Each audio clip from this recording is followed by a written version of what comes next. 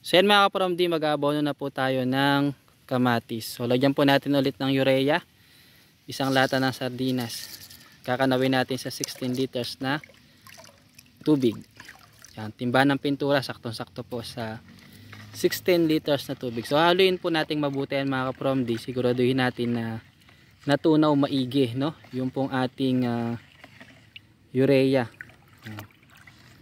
So yan, haluin nyo lang po ng haluin hanggang sa siya ay matunaw. So same process po doon sa ginawa po natin na pag-aabono po sa ating mga talong. Ang gagawin natin dito sa ating mga tanim na kamatis. So ilang puno lang po ito galing sa DA, pang personal na gamit lang po natin yan.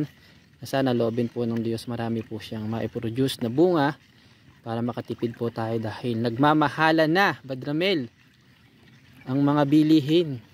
Ayun, pati si Badramel nagmamahal. Yan, para ka palang ano, Badramel, para ka palang ano, gulay. Nagmamahal. Woo! Tindi nun. So yan po, no. Kita niyo po, halong-halo na. Hinalo ng may pagmamahal. Yun ang matindi doon. At ididilig po yan ni Caramel ng may pagmamahal. Sige, subukan mo doon sa isang kamatis na yon. Yan. So isang latang sardinas lang din po. Papaikutin, wag lang masyadong madikit po sa kanyang puno. Sige, tuloy-tuloy mo to. So ganyan lang po ang gagawin po nating pag-apply ng pataba, no po, urea dito po sa ating kamatis. Dahil medyo bata pa po yan, hindi natin hinahayaan na mapalapit sa puno at sa mga dahon. So isang lata ng sardinas, isang sandok lang po niya na puno, siya po nating ididilig paikot dito po sa ating tanim na kamatis. At napakaganda na nga po yung pinakita natin kanina.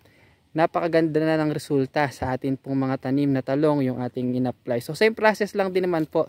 General po ang ating ginagawa. No? Doon sa ibang mga tanim natin, ipapakita rin po natin ng iba pang mga proseso. So ganyan lang po mga ka-PROMD, no? So abono muna tayo ng kamatis. At tingnan nyo po, yung iba sa kanila hindi ganun kaganda pa. Pero tingnan po natin ang epekto pagkalipas ng isang linggo kung talagang gumana itong in-apply po natin na urea. Yun, kaway-kaway naman Caramel. Yun, hindi nakita, isa pa. Yun, ayan, salamat po sa Diyos. Follow nyo po ako for more tanim updates. Pag may kinain, pag may tinanim, may kakainin at aanihin. Yun, salamat po sa Diyos.